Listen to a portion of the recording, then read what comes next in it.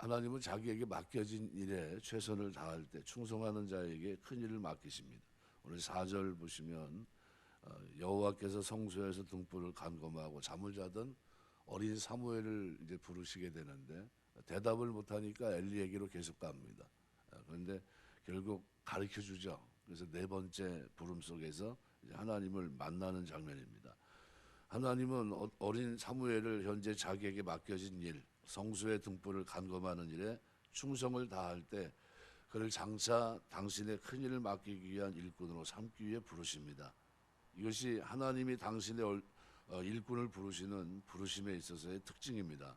다시 말하면 하나님은 사무엘과 같이 남이야 뭐 신경 쓰든 말든 안 쓰든 뭐 어떻게 됐든 인정하든 안 하든 현재 자기에게 맡겨진 일에 최선을 다하고 일하는 사람, 남 잘 때 자지 못하면서 직분을 감당하기 위해 노심솟아 애쓰는 사람을 귀히 여기고 친히 불러 당신의 큰 일을 맡기십니다.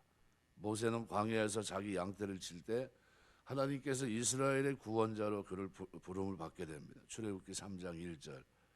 사울은 부모님 말씀에 순종해서 이른 암나기를 두루 찾아다니다가 이스라엘 왕으로 부름받았고요. 사무엘상 9장에 기록되어 있고요. 다윗은 아비의 양떼를 지키다가 왕으로 기름 부음 받습니다. 16장 11절. 그러니까 엘리사는 12결이 소를 밭을 갈다가 부름 받고요. 열왕기상 19장 19절.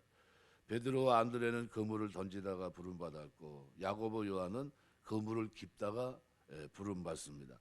그러니까 우리가 초대교회 마태는 어떻게 보면 매국노입니다. 그런데 세간에서 자기 일을 할 때 하나님의 부름 받았고요.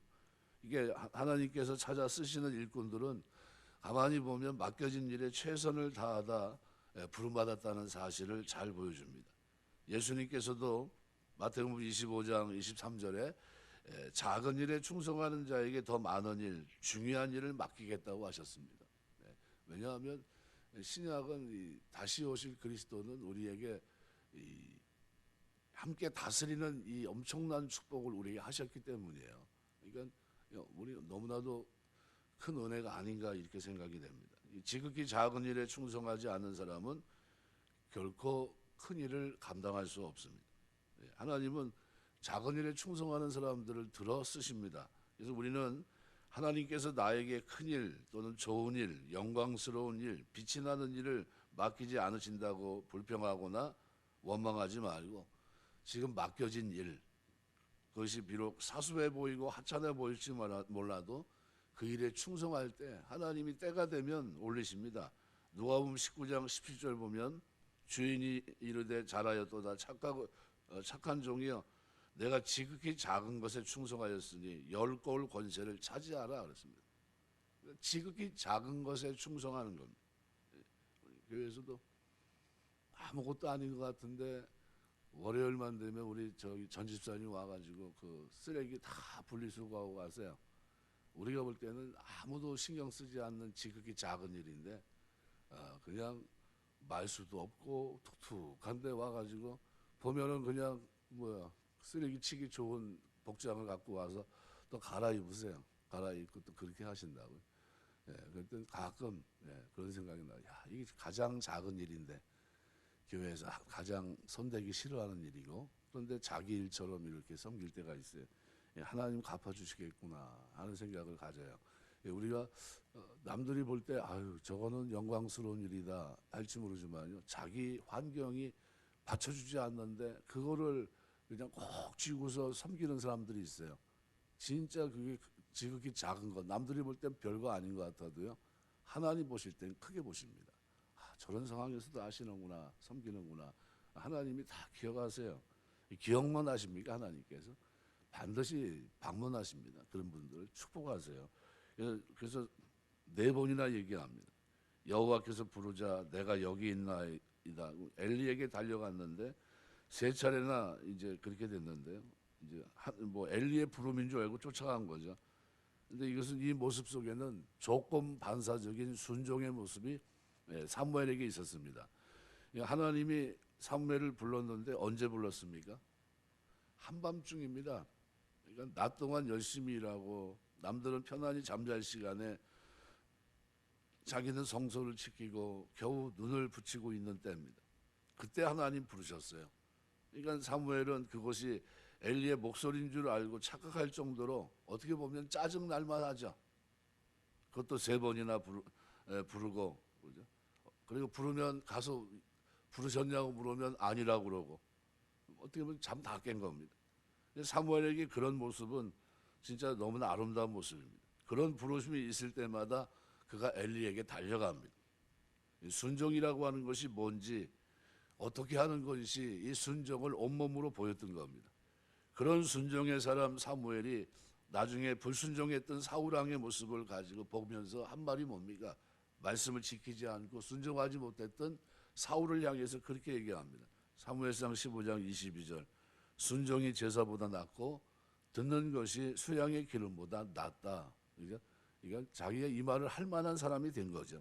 순종에 관해서는 예수님께 자기 하인을 고쳐달라고 찾아왔던 가버나움 백부장이 잘 보여주고 있습니다. 그는 예수님이 친히 찾아가 고쳐주시겠다고 하니까 예수님이 친히 오실 필요가 없다고 하면서 이렇게 얘기합니다. 나도 남의 수하에 있는 사람이고 내 아래에 군사가 있으니 저더러 가라면 가고 저더러 오라 하면 오고 내 정도로 이것을 하라 하면 하나이다. 마태복음 8장 9절에 기록되어 있는데, 그런데 그 말을 듣고 예수님께서 이스라엘 가운데 이만한 믿음을 보지 못했다는 거예요. 그러니까 다시 말하면 병마가 됐든 물이 됐든 자연이 됐든 모든 것이 예수님 말씀에 무조건 순종하는 수직적 관계에 있다는 겁니다. 그러면 성도는 순종할 때 언제든지 예하고 달려가야 된다는 거죠. 이 바울은 고린도서 1장 19절에서 예수 그리스도는 예하고 아니라함이 되지 아니하였으니 저에게는 예만 되었느니라 그랬어요. 아니요가 없었다는 거예요. 아니요. 저는 이제 뭐든지 어떤 자리에 서 보면 여러분이 뭘 해보면 아시겠지만요. 아니요 그러면 되게 힘들어요. 그냥 그러면 그렇게 하시죠. 그러면 힘이 됩니다. 내가 어디 가서도 그래서 저는 앞에서 일하는 사람이 이렇게 하면 생각한 대로 뭐 어떻게 어떤 생각을 가지고 있냐고 물어봐요. 그러면 그렇게 하라고. 후배가 앞에 서서 뭘 하더라도 제가 물어봐요. 뭐 어떻게 하려고 하는 거야? 이렇게 물어봐요. 그럼 이거 이렇게 해서 하려고 그런다고. 아 그러냐고. 그리고 알았다고. 그리고 그냥 얘기 안 해요. 왜냐하면 그렇게 계획을 했으니까. 거기는 다른 얘기 할 거 없거든요. 그러니까 우리가 어떤 일을 할 때 그렇습니다. 예수님은 예 아니오에서 아니오가 없었던 분이에요. 우리 신앙생활 하면서도 우리도 어떤 일을 할 때 아니오가 없어야 돼요. 신앙생활 하면서.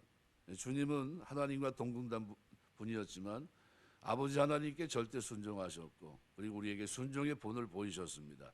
하나님 앞에서 늘 예만 있게 되시길 주의 이름으로 축원합니다. 그래서 교회 섬길 때도 예스맨이 돼야 돼요. 예스맨이. 그러니까 부르심이 조금 반사적으로 예하고 일어날 때 하나님은 그 모습을 보시고 기뻐하시면서 사무엘과 같이 크고 중한 일에 쓸 수 있는 겁니다. 히브리서 11장 8절 보면 믿음으로 아브라함은 부르심을 받았을 때 어떻게 했다고요? 순종하여. 그렇게 순종하여 예했다는 겁니다. 예. 그러니까 아니요, 이견을 달지 않았다는 겁니다. 말도 안 되는 거죠. 아브라함을 부름 받았을 때 갈 바를 알지 못하고 나가거든요. 순종하고 나간 겁니다. 장래 기업으로 받을 땅에 나갈 때 갈 바를 알지 못하고 나갔다 그랬어요. 어디로 가야 되는지도 모르고 일단 출발했다는 거예요. 이게 순종입니다. 우리가 사무엘의 이 순종의 모습에서 오늘 우리가 예수님의 순종을 기억하시고요. 그리고 우리가 신앙생활하면서 아브라함이 순종의 사람이었다는 사실을 기억하세요. 그럼 내가 가진 믿음은 어떤 믿음입니까? 순종의 믿음이 돼야 돼요. 살아가면서 예수님처럼 예만 있고 아니오는 없는 참 순종의 사람 되시길 주의 이름으로 축원합니다. 두 번째로는 하나님을 체험적으로 아는 지식이 바른 지식입니다. 사무엘이 여호와를 알지 못했다고 하는 것은 그가 하나님을 경외하고 신앙적으로는 알고 있었지만 하나님의 역사하심을 직접 체험하지는 못했다는 말입니다. 반면에 엘리의 두 아들들이 하나님을 알지 아니했다는 말은 그들이 하나님을 경외하지 않았다는 말입니다. 이 차이가 완전히 있습니다. 오늘 우리가 하나님 섬기면서 하나님 경외하고 신앙적으로 하나님을 알고 하나님의 역사하심을 체험할 수 있는 여러분 되시길 주의 이름으로 축원합니다. 기도 이제 주일날 내려왔는데 기도를 가르쳐 달라고 그러더라고요. 제가 어떻게 해야 됩니까? 이제 병원에서는 이제 이게 제 모습이 끝이라고 합니다. 더 이상 어떻게 손을 쓸 수도 없고 더 좋아지도 않고 이 상태로 가야 되는데 어떻게 하면 좋겠습니까? 이렇게 물어봐요. 그래서 제가 기도하는 것을 가르쳐 드렸어요. 이렇게 해서 이렇게 기도하시고 하나님의 도움을 구하시라고. 하나님은 얼마든지 도와줄 수 있는 분이라고. 지금도 기적은 얼마든지 일어납니다. 그러니까 낙심하지 마시고요. 기도하셔야 됩니다. 그러면서 제가 어떤 얘기를 했냐면 콩기도 얘기했어요. 콩기도. 이렇게 제가 얘기한 게 하나님 앞에 기도하고 콩을 한쪽에 이렇게 옮기고 시간 있을 때 계속 그죠? 이렇게 기도하고 또 콩 하나 옮기고 그래서 콩 한 1000개 갖다 놓고서 이쪽에서 이쪽으로 옮기고 이쪽에서 이쪽으로 옮기고 하다 보면 하나님께서 반드시 그 기도 들으실 거라고. 그거 체험하셔야 됩니다. 내가 그렇게 얘기했습니다. 그러니까 우리가 하나님 앞에서 목적을 가지고 하나님께서 제 뭐까지 얘기했냐면 서원 기도까지 얘기했어요. 서원 기도하면 나중에 그거 안 지키면 불편하잖아요. 이렇게 순수하게 그렇게 얘기하시더라고요. 그래서 지킬 수 있는 서원 기도를 하시면 됩니다. 내가 예배 중심으로 잘 섬기겠습니다. 그죠? 무리한 서원은 할 필요가 없고요. 받아들이지도 않고요. 누가 봐도 이 위기를 벗어날 수 있는 최적의 기도 생활을 위해서, 기도를 위해서, 이 문제 해결을 위해서 그렇게 기도하시고 그 이후에 하나님 앞에 기도하는 사람으로 예배하는 사람으로 서원하시면 되지 않습니까? 그러면서 이제 이해를 도와드렸는데요. 우리 신앙생활하면서 이렇게 연약함 속에 있고 갈 바를 알지 못하는 이런 사람들에게는 신앙생활하면서 하나님을 체험할 수 있는 기회의 자리로 자꾸 우리가 끌어놔야 됩니다. 예배소 4장 13절에 보면 사도 바울은 우리가 다 하나님의 아들을 믿는 것과 아는 일에 하나가 되어 온전한 사람을 이루어 그리스도의 장성한 분량에 충만한 데까지 이루어야 된다 그랬습니다. 그러니까 하나님을 아는 것과 그죠? 믿는 것에 하나가 되어 다 똑같이 그렇게 돼야 된다는 겁니다. 이건 먼저 선행 앞서 걸어가는 사람들은 지금 뭘 하고 있습니까? 하나님을 믿는 것과 아는 것, 그죠? 체험적인 신앙까지 가지고 있어요. 하나가 됐습니다. 하나님 살아계셔. 이걸 경험하고 있어요. 근데 이제 막 들어온 사람들은 하나님을 알아갑니다. 경외하려고 하지만 그죠? 믿는 것 그지만 아는 것에 있어서는 어떻게 해요? 부족합니다. 그럼 어떻게 하셔야 됩니까? 구역에서 구역 예배를 드리면서 일깨워 주셔야 되고요. 기도하면서 함께 기도하면서 체험할 수 있도록 도와주셔야 되고요. 그러면서 신앙생활이 기도생활과 이런 경건한 생활이 무관하지 않다는 것을 알 수 있게 하고요. 그러면서 하나하나 어떻게 하나님을 아는 것에 있어서 그래서 온전한 사람 흔들리지 않는 그리스도의 장성한 분량에 충만한 데까지 이런 모습이 될 수 있도록 도와주셔야 됩니다. 우리가 하나님을 믿되 열과 성의를 다해 믿게 되시길 주의 이름으로 축원합니다. 오늘 사무엘이 하나님을 체험적으로 아는 지식, 이 바른 지식 가운데 나아갈 수 있도록 하나님이 이끌어 주시는 모습을 우리가 볼 수 있습니다.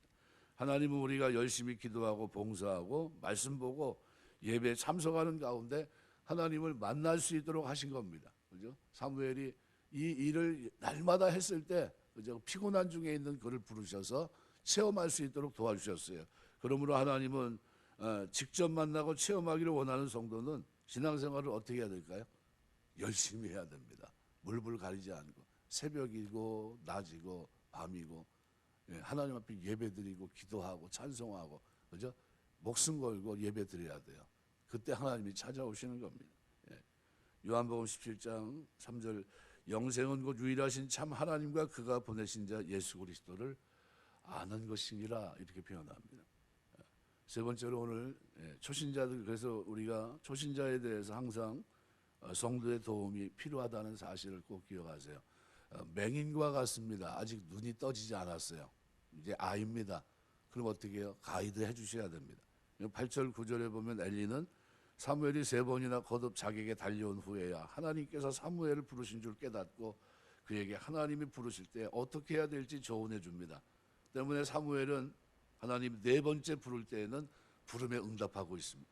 사무엘이 첫 번째나 두 번째 달려왔을 때 깨닫고 알려줬으면 좋겠지만 엘리는 3번째야 겨우 깨닫고 사무엘에게 조언해 줍니다. 이는 당시 엘리가 영적으로 얼마나 침체되었는지를 잘 시사해 줍니다. 그나마 엘리가 깨닫고 조언해 줄 수 있었다는 것은 얼마나 다행인지 모릅니다. 근데 엘리가 이처럼 사무엘에게 조언해 줄 수 있었던 것은 그가 지금은 비록 영적으로 쇠퇴하긴 했지만 여전히 하나님을 섬기는 법을 알고 있었고 하나님에 대해서 체험적으로 알고 있었기 때문입니다. 사실 엘리는 40년 동안 이스라엘 사사를 지닌 사람입니다. 하나님에 대해 결코 체험적인 지식이 없다고 할 수 없습니다. 이러한 엘리에 비하면 아직 하나님에 대한 체험적인 지식이 없었던 사무엘은 오늘날의 표현을 말한다면 초신자에 불과합니다. 이제 하나님을 알아가는 거예요, 경험적으로. 사무엘은 비록 하나님에 대해 열심도 있고 성소에서 봉사도 했지만 아직도 신앙의 세계에서 모든 것이 낯선 초신자와 같아요. 우리 교회 낯선 이방인처럼 이제 예수 믿는 어르신들이 많아요. 이제 평생 불교 믿다가 이제 들어오신 분들, 그죠? 어떻게 기도해야 될지도 모르고요, 어떻게 섬겨야 될지도 모르고 이런 분들이 있습니다. 만나면 그런 분들 잘 가이드해 주셔야 됩니다. 예배드리고 하나님 앞에 기도하고 신앙생활하고 하는 걸요, 잘 가르쳐 주셔야 됩니다. 이러한 먼저 된 자의 도움, 이제 엘리의 도움은 그가 새로운 신앙의 눈을 뜨게 하는데 결정적인 역할을 합니다. 우리 신앙의 선배들은 초신자들이 정상적인 신앙 기도에 돌아서기까지 그들에 대해서 세심한 관심을 갖고 그들의 필요가 무엇인지를 살펴서 채워줄 수 있어야 돼요. 그래서 하나님이 나로 하여금 그걸 자꾸 보게 한다는 것은 뭡니까? 내가 그거를 도와주기를 원하신다는 거예요. 그게 자꾸 눈에 보이면 하나님이 나에게 이걸 하라고 하시는구나 하고 도와주셔야 됩니다. 외면하지 말고 모른 척하지 말고 그 사람의 신앙이 하나님은 온전해지기를 원하시는 거예요. 다시는 세상으로 나가지 않고 우리가 원죄에 대해서 이제 수요일 날 이제 또 설명을 쭉 드릴 텐데요. 예수님 이 원죄와 관계돼서 우리가 꼭 기억할 것이 뭡니까? 원죄는 아담은 오실 그리스도의 뭡니까? 모형입니다. 모형. 대표입니다. 모델이거든요. 그러면 그리스도가 오시면 그게 완성이 된 겁니다. 그러니까 뭐 때문에요? 대표성의 원리를 가지고 아담은 죄 때문에 죽게 됩니다.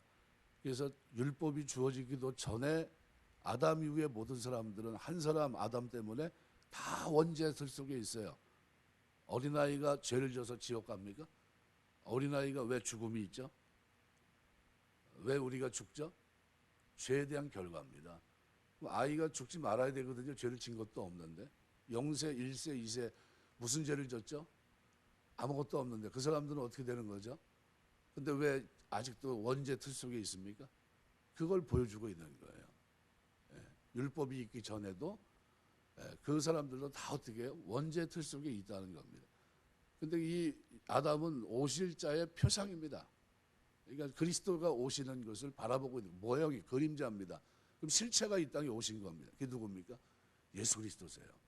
그러니까 우리가 예수 그리스도를 믿고 이제 하나님 실체가 왔기 때문에 그 안에서 이제 참된 생명과 영생을 우리가 얻을 수 있게 된 겁니다. 그러니까 이 장면을 우리가 기억한다면 우리가 아직도 어둠 속에 있는 사람들을 돌아보면서요, 그들을 어떻게 도와줘야 될까? 복음으로 가르쳐줘야 되고요. 들어온 그들에게는 하나님을 아는 데서 믿는 데서 자라가서 온전한 자가 될 수 있도록 우리가 도와주셔야 됩니다. 말씀을 맺겠습니다. 우리 신앙생활하면서 많은 사람들에게 도움이 되시길 주의 이름으로 축원합니다. 나 혼자 살았으니까 됐지 뭐 이러지 마시고요. 내 눈에 교회 그리스도의 울타리 속에 있으면서 연약함에 있는 눈을 보면 딱 보입니다. 그냥 저 사람은 진짜 험이 참 많구나. 이거 손댈 데가 너무 많다. 그게 이제 우리가 손이 돼야 되는 겁니다. 뭐 한두 군데가 아니잖아요. 모든 게 다 허물투성이에요. 아직도 고치려면 멀었고요. 그런데 누가 필요합니까? 먼저 믿은 우리가 필요한 겁니다. 우리 신앙생활하면서 내가 하나님을 알아간 그 믿음과 지식이 그것이 하나의 힘이 되어서 또 다른 믿음의 사람들을 바르게 세우는데 쓰임받고 또 하나님의 부름을 받고 나아갈 때 하나님은 이처럼 작은 일에 충성한 사람들을 하나님은 큰 일에 쓰십니다. 그리고 나중에는 함께 다스린 자로 이 땅을 살아갈 수 있도록 은혜로 우리를 부르신 겁니다.